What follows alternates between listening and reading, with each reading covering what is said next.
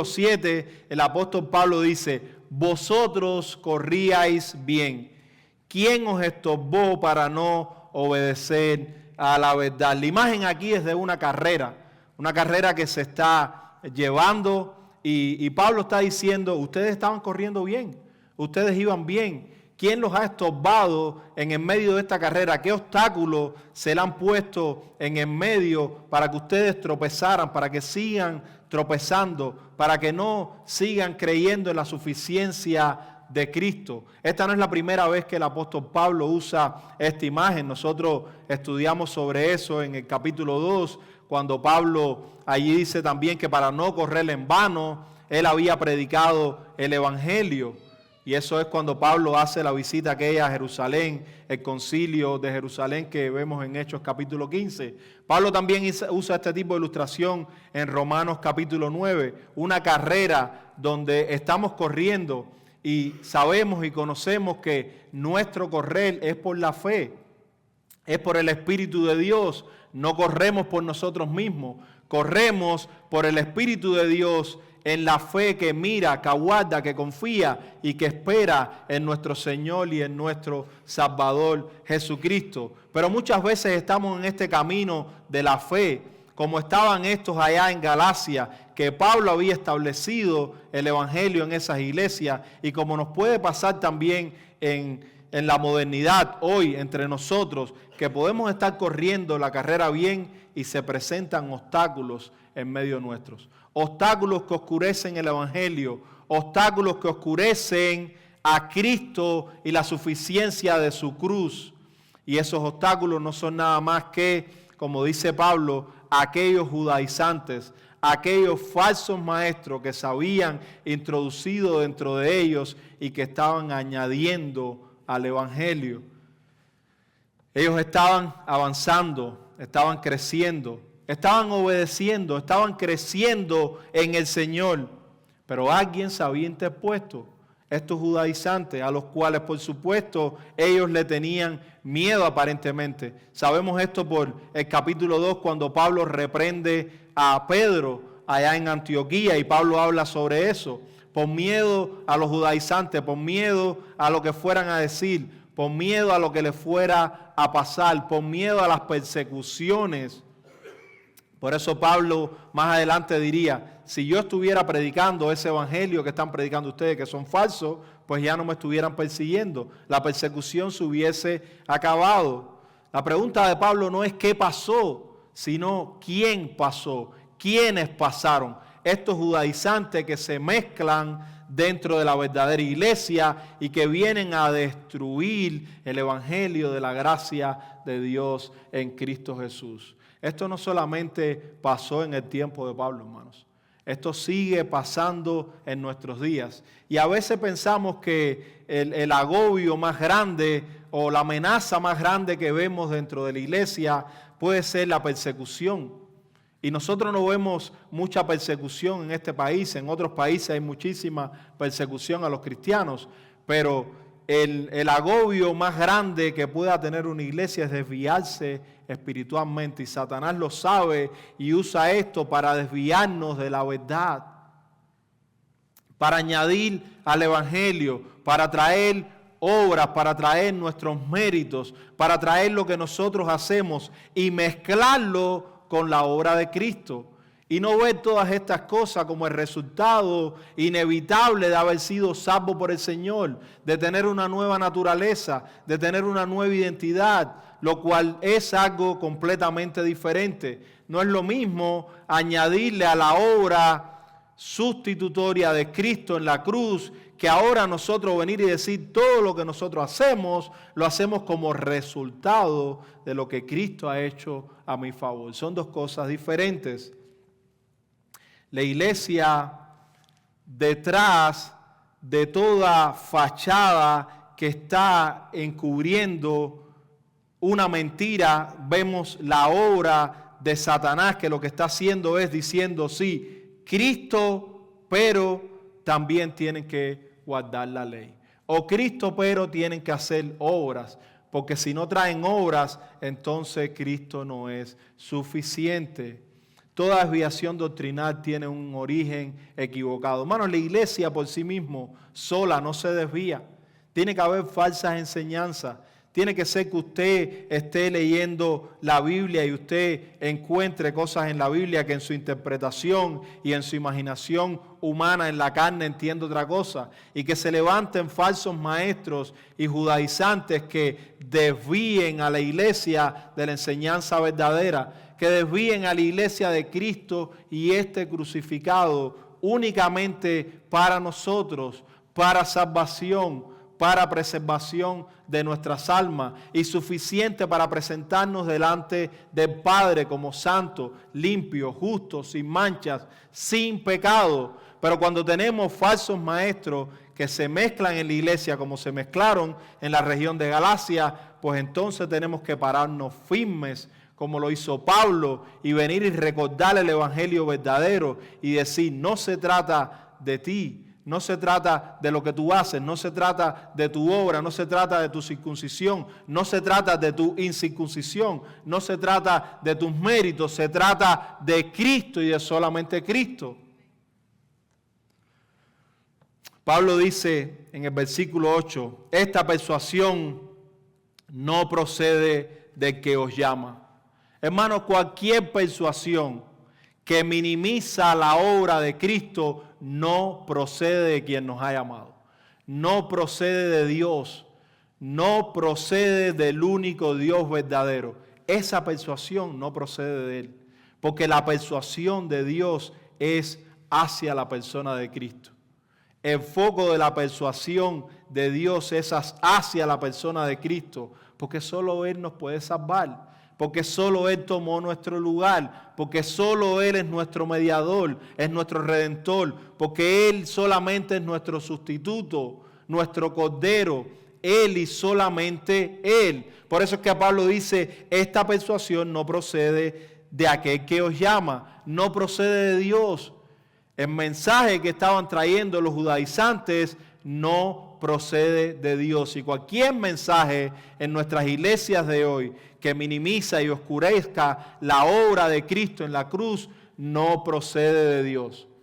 Podemos estar dentro de un local y a ese local que le llamemos iglesia, y la iglesia somos nosotros, no este local, pero donde se está predicando, pero al mismo tiempo se está oscureciendo la obra suficiente de Cristo en la cruz, esto no procede de Dios. Recházalo, hermano. No procede de nuestro Dios verdadero. La enseñanza de los judaizantes parecía espiritual, parecía bíblica, y muchas veces las enseñanzas que escuchamos pueden parecer espirituales, pueden parecer bíblicas, pueden parecer piadosas, pero no provenía de Dios, no salía del Dios verdadero, no era la enseñanza de Dios. La verdad debe evaluarse por el origen de donde salga. Si sale completamente de la palabra de Dios, pues es verdadera, una verdadera interpretación de su palabra. Pero cuando es palabrería humana, no anclado, no sedimentado en la base de nuestra salvación, que es Cristo Jesús, pues esto no procede de Dios. No todo lo religioso que nosotros vemos viene del Señor. No todo lo que es popular en nuestros días y lo que era popular en los días que Pablo escribiera esta carta, tampoco por ser popular es bíblico. No todo lo que luce doctrinal es verdadero. Muchas cosas lucen doctrinalmente correctas, pero son doctrinalmente incorrectas. Porque cualquiera doctrina que obvia a Cristo y que no tiene a Cristo como su centro, pues se desmorona, se cae, se desvanece, porque Cristo es el centro de toda nuestra doctrina, de toda nuestra enseñanza, de toda nuestra vida cristiana. Cristo y solamente Cristo. Hermanos, los errores pequeños conducen a consecuencias enormes. Lo vimos en la ilustración del principio. Errores pequeños que poco a poco se van juntando y que van a traer consigo una consecuencia enorme. Por eso la importancia de Pablo escribir esta carta, para que ellos estuvieran fundamentados en la justificación por la fe, para que luego cuando les vaya a hablar de la vida cristiana, de cómo vivimos nuestra vida cristiana en medio del pueblo de Dios y en el mundo, podamos saber que estamos cimentados y que estamos anclados y afincados en la justificación por la fe solo en Cristo Jesús. Un poco de levadura leuda toda la masa. Un poquito de levadura contamina toda la masa. Un poquitico de error en el medio de la verdad hace que la verdad ya no sea verdad. Un poquitico de desviación en la verdad hace que la verdad ya no sea verdad. Cuando nos desviamos o cuando traemos errores a la verdad del Evangelio, pues contaminamos la palabra de Dios, contaminamos el Evangelio, contaminamos el mensaje de Cristo Jesús. No tiene que ser muy grande, solamente un poquitico. Podríamos decir algo así como lo que Pablo está luchando aquí. Cristo, su obra, su cruz, todo eso está bien, pero tienen que circuncidarse. Error, contaminación total, ya no funciona. Ok, bueno, Cristo, Jesús, su obra de redención, el perdón de nuestros pecados, su justicia aplicada a nosotros, muertos, resucitados a nuestro favor. Pero tienen que guardar la ley de Moisés también. Error, el evangelio contaminado. Nada puede traerse al evangelio que no sea la obra de Cristo. Por eso es que decimos que el evangelio no se trata de nosotros. El evangelio no se trata de nosotros, se trata de Cristo y su obra de redención. El evangelio comienza con Cristo y termina con Cristo. Ahora el evangelio es para nosotros. La buena noticia de Dios es para nosotros, para recibirla, para afianzarnos en ella, para confiar en ella, para descansar en ella, para tener esperanza en ella como nuestra única obra suficiente, no nuestra, sino la que Dios hace para nosotros, es lo que quise decir. Pero no es de nosotros o no se trata de nosotros, es para nosotros recibirlas. Pero no se trata de nosotros, hermanos, se trata de Cristo. Se trata de su cruz, se trata de su santo evangelio, para nuestro favor, para nuestro beneficio, pero se trata únicamente y exclusivamente de Él. La levadura representa la influencia expansiva que tiene el error, la influencia expansiva que tenía el error allí dentro de aquellos que estaban siendo influenciados por estos falsos maestros. Pero también pasa en nuestros días, sucede en nuestros días, y por eso es que seguimos una y otra vez predicando a Cristo y este crucificado. Cuando Pablo tuvo que resumir lo que hacía, cómo lo hacía, de lo que se trataba, dijo: me propuse no saber otra cosa entre vosotros que no sea Cristo y este crucificado. No me hablen de nada más. Cristo y este crucificado. Porque cuando nuestro enfoque es Cristo y este crucificado, podemos hablar de las demás cosas, podemos hablar de las demás doctrinas, podemos hablar del resto de la Biblia, pero el centro de donde nace y la fuente de donde salen todas las doctrinas bíblicas es de la cruz. Tenemos que ir a la cruz y de la cruz brota todo lo demás. Para poder entenderlo todo, para poder entender toda doctrina bíblica, tenemos que venir a la cruz. Si no venimos a la cruz, malinterpretamos cualquier doctrina bíblica. ¿Qué serían los 10 mandamientos sin la cruz? Simplemente mandamientos que según la ley tenemos que cumplir.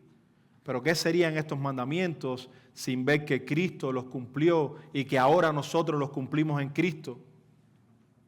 Y que de la cruz entonces podemos regresar atrás a la moralidad de Dios y podemos usarlos para vivir nuestra vida cristiana, para que nos guíen, para que nos digan cuando nos equivocamos. Pero ¿qué serían de ellos sin Cristo? ¿Lo convertiríamos en qué? ¿En legalismo? ¿Lo convertiríamos en una hipocresía porque sabemos en nuestros corazones que no podemos cumplirlo? ¿Cómo entenderíamos el resto de las doctrinas bíblicas si no las entendemos a través de Cristo? Cristo es el que explica las Escrituras. Es Cristo y solamente Él. No podemos entender la Biblia sin Cristo. Desconectados de Cristo no podemos entender las Escrituras. Un pequeño error acerca de Cristo, la fe, la gracia, la justificación por la sola fe en Cristo Jesús termina afectando toda la doctrina, termina afectando el mensaje de la cruz. Aquí encontramos una gran verdad bíblica. El Evangelio no puede ser modificado sin que sea destruido. Y una vez más, el Evangelio nunca puede ser destruido. Lo que estamos queriendo decir con esto es que si le añades al Evangelio, pues ya no es el Evangelio. La justificación es por la sola fe o no es justificación. No es justificación bíblica. La justificación que le añade a Cristo ya no es justificación bíblica. Somos justificados en Cristo aparte de la ley. Aparte de la ley. Ahora, hermano, en el versículo 10, Pablo dice que tiene confianza en ellos. Pablo había fundado estas iglesias.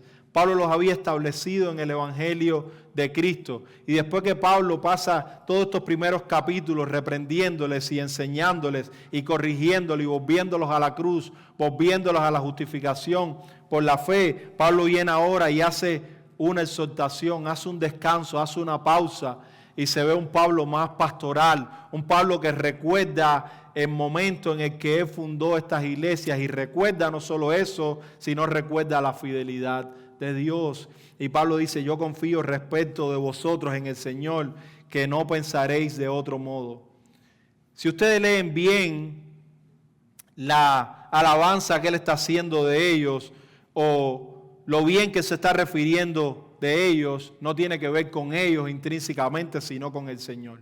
Pablo confía en la fidelidad del Señor, por eso dice en el Señor. Pablo confía respecto de ellos en el Señor, que no pensaréis de otro modo. Pablo está diciendo: todo lo que les estoy escribiendo, todo lo que les estoy recordando, lo que les estoy refrescando, lo que ya ustedes sabían, yo confío en el Señor, en que ustedes seguirán pensando de esa manera, en que ustedes van a obviar esas enseñanzas falsas, en que ustedes las van a rechazar, en que ustedes van a regresar al Evangelio de la cruz.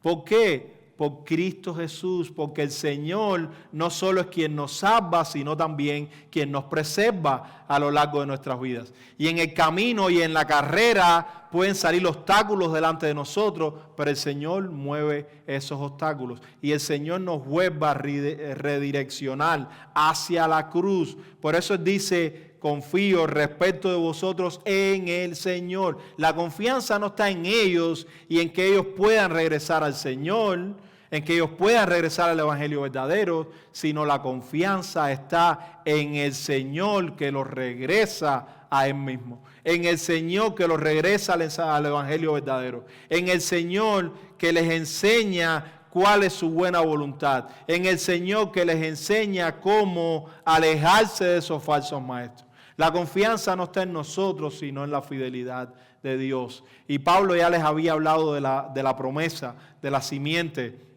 de cómo Dios nos preserva, de cómo Dios nos guarda, de cómo Dios guardó a su pueblo hasta que llegó la simiente prometida, la cual es Cristo. Y como Dios es fiel, Dios hará que estos falsos maestros no prosperen.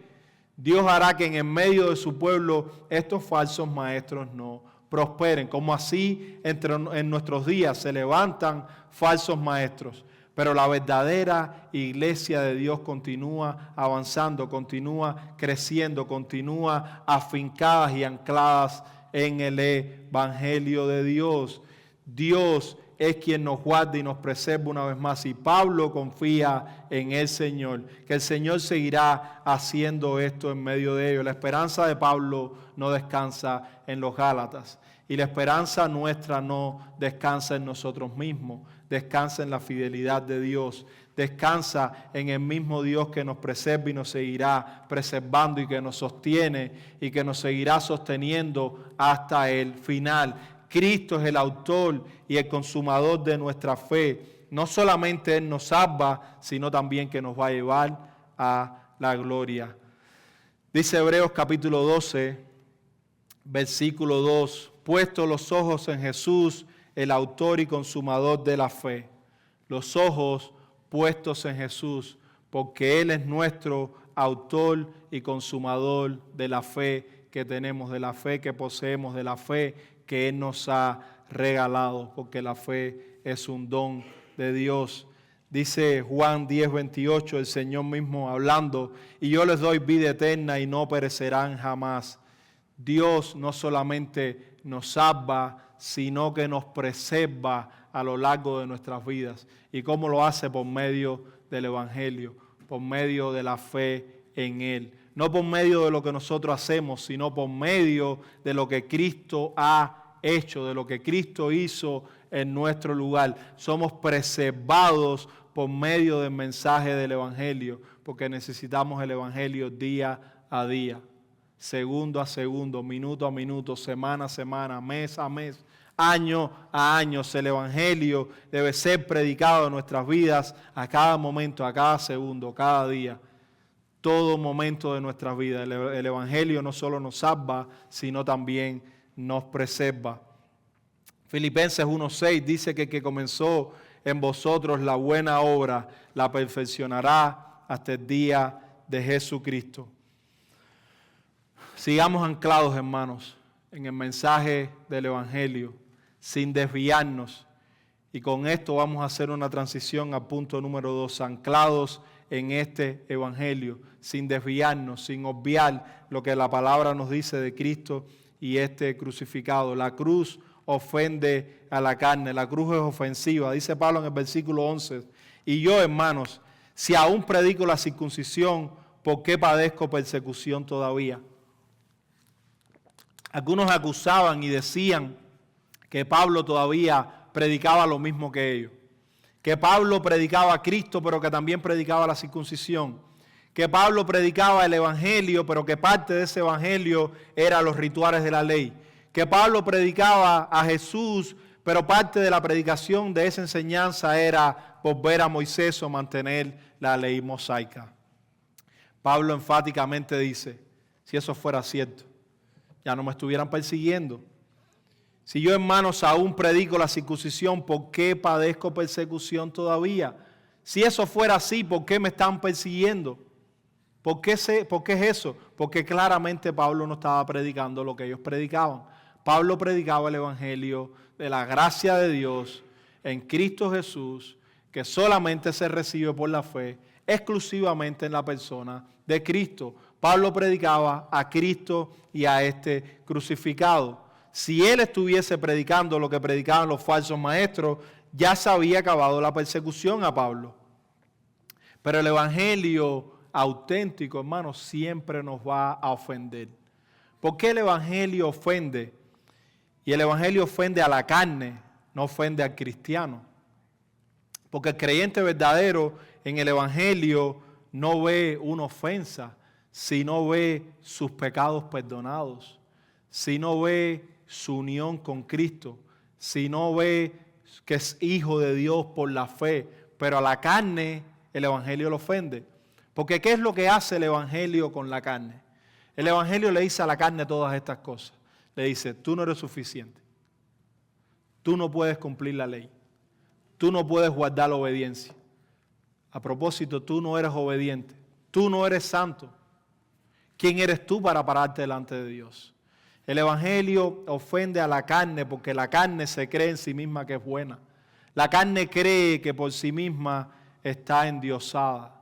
Pero la cruz viene y lo ofende y le dice, no sirves para nada. Hueles mal.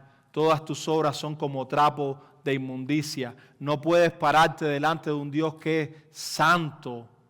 Porque cuando miramos a la cruz y vemos a Cristo crucificado en nuestro lugar, podemos decir, ahí están mis pecados. Y eso ofende al ser humano caído en Adán. Porque dice, ¿cómo es posible que yo no soy suficiente para agradar a Dios? ¿Cómo es posible si yo soy bueno, si yo hago esto, si yo hago lo otro, si yo no me quedo corto? Yo. Pero el Evangelio nos recuerda una vez más que si Cristo fue encarnado en nuestro lugar es porque nosotros no somos suficientes, porque nacemos con pecado. Cristo nació sin pecado. Nos recuerda eso primeramente. Que si Cristo vivió perfectamente en nuestro lugar, nos recuerda que nosotros no vivimos perfectamente. Nunca lo hemos hecho, no lo estamos haciendo y nunca lo vamos a hacer. Cuando miramos a la cruz y vemos al Redentor crucificado, nosotros podemos ver que no éramos suficientes para aplacar la ira de Dios, que Cristo es el que aplaca la ira de Dios. Cuando vemos allí nuestros pecados perdonados, reconocemos y vemos que tenemos pecados. Cuando vemos que Cristo muere, pero que la muerte no pudo encargarse sobre Él, el Evangelio una vez más nos dice, yo soy suficiente, no solo para morir, sino para resucitar porque no tengo pecado. Y cuando Cristo asciende a los cielos, la carne no puede hacer eso. Estas cosas las podemos hacer solamente unidos a Cristo por la fe. Y cuando aquel Rey de la gloria se sienta en la majestad de las alturas, a la diestra de Dios, lo que no podían hacer aquellos sacerdotes del Antiguo Testamento, este se sienta porque su obra fue completada. El Evangelio ofende grandemente la carne del ser humano. Por eso necesitamos a Jesús. Necesitamos ser ofendidos por el Evangelio. Necesitamos que nos digan que no podemos, para que entonces podamos en Él. Necesitamos poder escuchar que no somos suficientes, para que encontremos la suficiencia en Él. Necesitamos encontrar que somos pecadores a través de la ley, para que encontremos el perdón en Cristo Jesús. Necesitamos ver que no somos suficientes para agradar a Dios con nuestras vidas, con nuestras obras, con nuestros méritos, para que entonces podamos encontrar la obra perfecta de Cristo, en la cual Él vivió perfectamente a nuestro lugar y nos ha regalado toda su justicia, porque esa es la justicia que necesitamos. Necesitamos ver a Jesús y solo a Jesús, pero la carne siempre lo va a ofender este mensaje, porque la carne siempre quiere hacer, siempre quiere estar ocupada. Pero quien está verdaderamente ocupado es el creyente verdadero, por el Espíritu, en la fe de Cristo, porque la fe, como vimos anteriormente, es la que obra por el amor. Porque las obras que nosotros hacemos son las que Dios preparó de antemano para que anduviésemos en ellas. Porque aquel que comenzó en nosotros la buena obra la terminará, la llevará hasta el final, hasta el día de Jesucristo. Porque Él es quien pone en nosotros tanto el querer como el hacer por su buena voluntad. No somos nosotros, familia. No somos nosotros los que ponemos el deseo de obrar. No somos nosotros los que ponemos el deseo de perdonar a otros. No somos nosotros los que ponemos el deseo de amar. No somos nosotros en nosotros mismos los que tenemos este deseo intrínseco. Es el Espíritu Santo en nosotros que hace estas obras. No es nuestra salvación. No son nuestras obras. Es la salvación de Dios. Y son las obras de Dios llevadas a cabo por nosotros, por la fe en el Espíritu. No es nuestro invento humano. Dios todas estas cosas las decretó desde antes de la fundación del mundo. Las obras en las que nosotros andamos no son nuestras. No nos inventemos más obras, hermanos. El Espíritu Santo es el que hace eso a través de nosotros. Él es el que hace eso en nuestras vidas. Él es el que por su buena voluntad hace todo esto. El Evangelio nos ofende porque el Evangelio declara una vez más que el hombre está perdido, que el hombre no puede salvarse, que el hombre necesita un sustituto, que el hombre necesita un mediador, que el hombre necesita a alguien que haga sacrificio por él, que el hombre necesita que alguien muera en su lugar y que así pueda morir bajo la ira de Dios. El Evangelio nos dice todo eso, por eso nos ofende. La cruz destruye nuestro orgullo humano, lo tira por el piso. La cruz nos destruye humanamente, en la carne.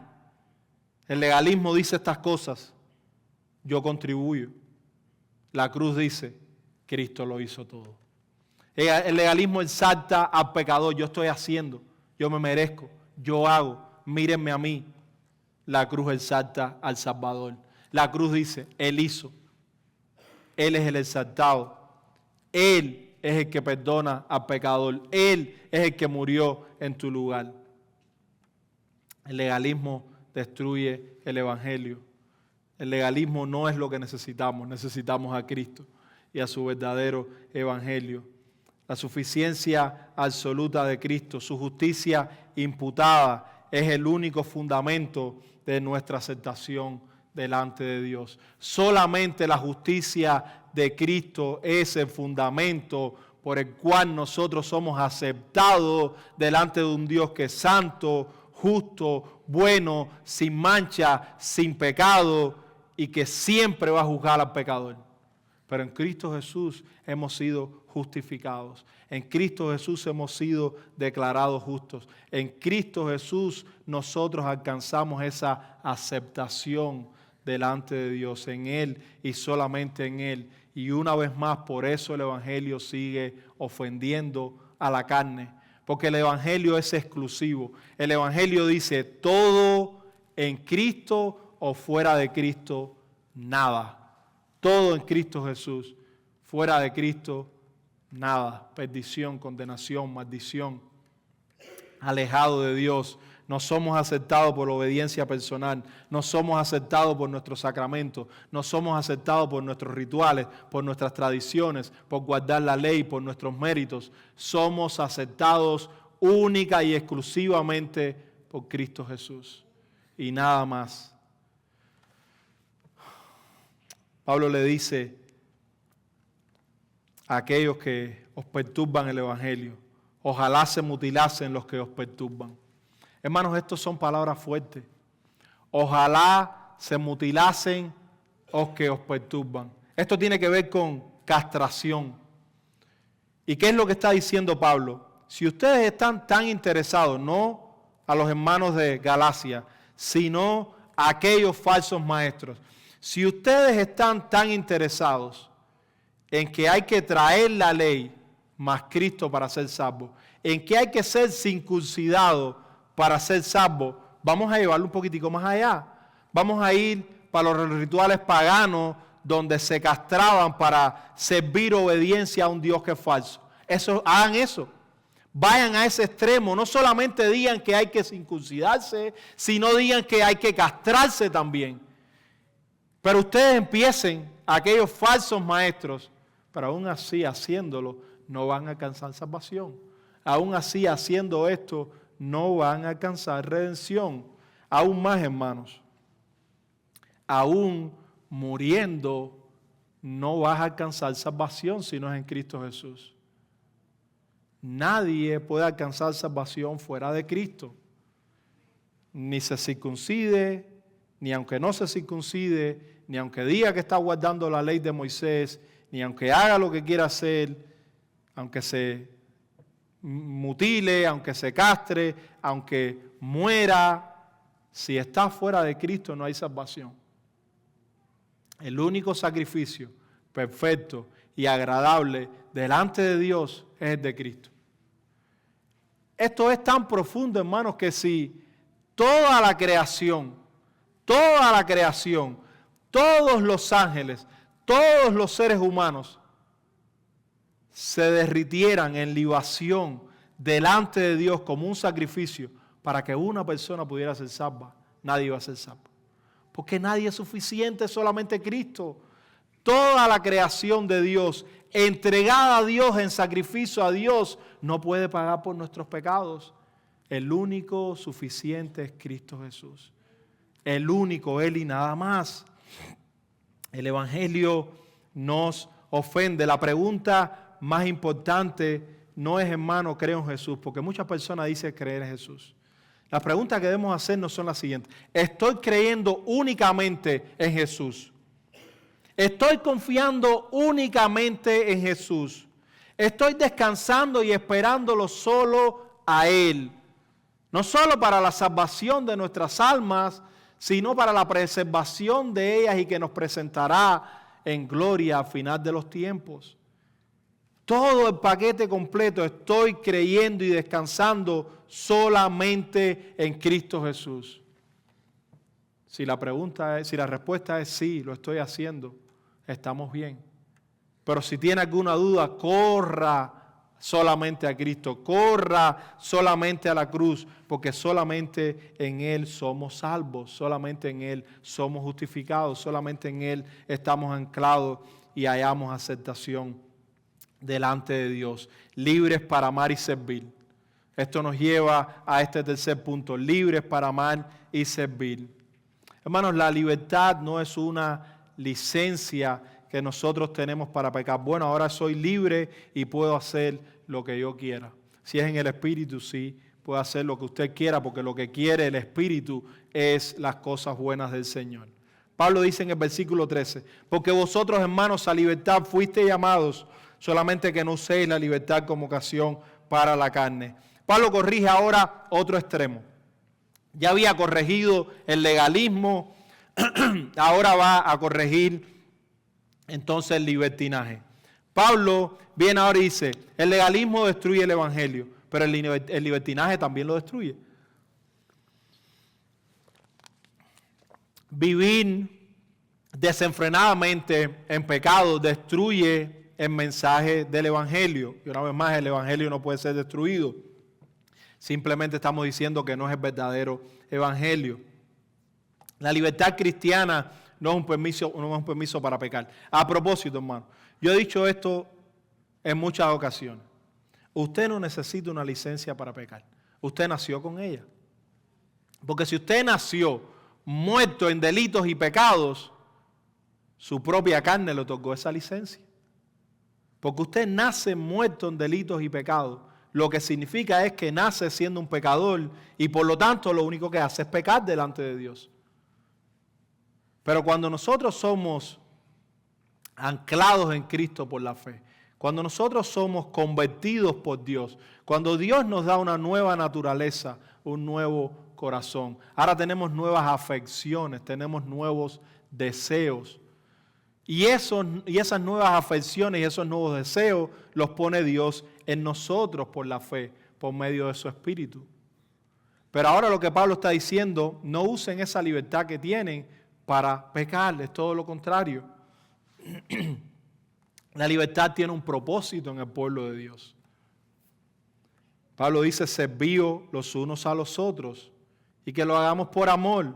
La gracia produce servicio, la fe produce amor, la salvación produce obediencia y santidad, pero solamente en Cristo y a través de Él. No obedecemos para ser aceptados, ya sabemos que hemos sido aceptados solamente en Cristo. Obedecemos porque ya hemos sido aceptados, porque ahora somos una nueva criatura, porque ahora estamos unidos a Cristo por la fe. El amor cumple la ley. Pablo diría, porque toda la ley en esta sola palabra se cumple. Amarás a tu prójimo como a ti mismo. Y quiero aclarar que lo que Pablo está diciendo aquí, no es que si tú amas a tu prójimo ya tú cumpliste toda la ley. No, eso no es lo que está diciendo. Lo que está ahí, porque no lo amamos perfectamente. Si somos sinceros, tenemos que reconocer que no amamos a nuestro prójimo como debería ser, que no amamos a nuestro prójimo como Dios demanda. Lo que Pablo está diciendo, que toda la enseñanza de la ley, que toda la enseñanza del Antiguo Testamento, que toda la enseñanza de la ley moral de Dios se resume en amar. Amar a Dios primeramente, y este amor a Dios se refleja en amor al prójimo. Cuando amamos a Dios, amamos al prójimo. Si no amamos a Dios, pues no vamos a amar al prójimo. Y toda la enseñanza de la ley se resume en amor. Pero ahora, muy claro, el amor no sustituye a la fe. Porque muchos erróneamente ahora piensan que el amor sustituye a la fe y que si están obrando y que si están obedeciendo, pues ya no hace falta la fe, lo que hace falta es el amor. Eso es un craso error. La fe es quien obra por el amor. La fe hace que nosotros obremos por amor. Porque la fe en Dios, anclados en Dios y en su obra de redención, es lo que hace entonces que nos podamos voltear a nuestros hermanos, que nos podamos voltear a nuestro prójimo, que nos podamos voltear al mundo y perdonar, amar, servir. Pero solamente si estamos anclados en Dios, solamente si estamos anclados en el Evangelio. Aquí vemos el tercer uso de la ley. La ley ya no es un medio para justificación, de hecho nunca lo ha sido. Ahora es la guía para el creyente regenerado, para poder ver lo que está bien, para poder ver lo que está mal. La ley muestra cómo luce una vida de amor. En el creyente, la ley muestra cómo luce una vida de amor, de servicio, de perdón, de entrega, de sacrificio. Pero no porque queremos ganar algo delante de Dios, sino porque Dios ha cambiado nuestros corazones y ahora lo hacemos por amor a Dios y por amor al prójimo. El legalismo destruye esa comunión. Pero si os mordéis y os coméis unos a otros, mirad que también no os consumáis unos a otros.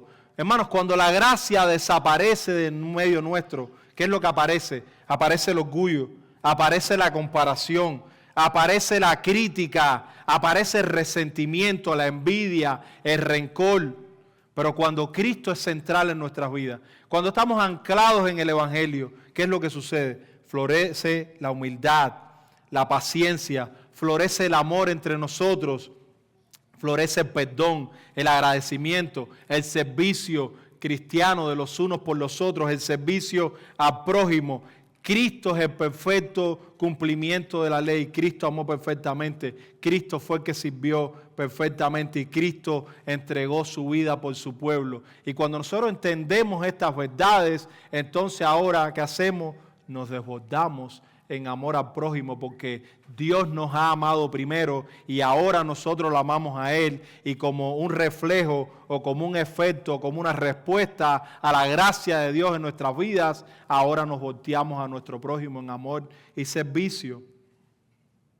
Tenía unos pasajes, pero ya no nos da tiempo. Con 2 minutos más voy a resumir todo este sermón. La iglesia naufraga cuando abandona el evangelio de la gracia de Dios. Los errores doctrinales pequeños, no olviden esto, hermanos, producen grandes desastres espirituales. La cruz destruye toda confianza en las obras humanas. Cristo es suficiente para justificar y santificar completamente al pecador. La verdadera libertad produce amor, servicio y unidad, porque hemos sido liberados de la maldición de la ley. Hemos sido liberados del castigo, hemos sido liberados de intentar cumplir la ley para salvarnos. Hemos sido liberados de Dios mismo y de su ira en Cristo Jesús. Regresando a la ilustración del principio, el Titanic se hundió porque las advertencias fueron ignoradas. Pablo está haciendo sonar una advertencia semejante y por supuesto es más profunda porque es para la iglesia de Galacia y también para nosotros. Nos aplica en nuestros días. No volvamos atrás. Es decir, no volvamos a la ley de Moisés. No abandonemos la gracia. No añadamos nada a Cristo, porque Cristo es suficiente. Cristo es el único Salvador. Cristo es la única esperanza. Pero Pablo aún no ha terminado, hermano. La pregunta que naturalmente surge es: si no vivimos bajo el legalismo, entonces ¿cómo vencemos el pecado? Si no dependemos de reglas externas, entonces ¿cómo crecemos en santidad? La respuesta aparece inmediatamente en los versículos siguientes, en Gálatas 5, del 16 al 26. Pablo nos mostrará que la vida cristiana no se vive por el poder de la carne, ni por el peso de las reglas, sino por el poder del Espíritu Santo. La gracia que nos justifica es la misma gracia que también nos santifica. La fe que descansa en Cristo es la misma fe que camina por el Espíritu. Y por eso, después de advertirnos acerca del naufragio del legalismo, Pablo nos llevará a descubrir o a redescubrir el secreto de una vida que es verdaderamente libre porque está anclada en Cristo. Vamos a orar.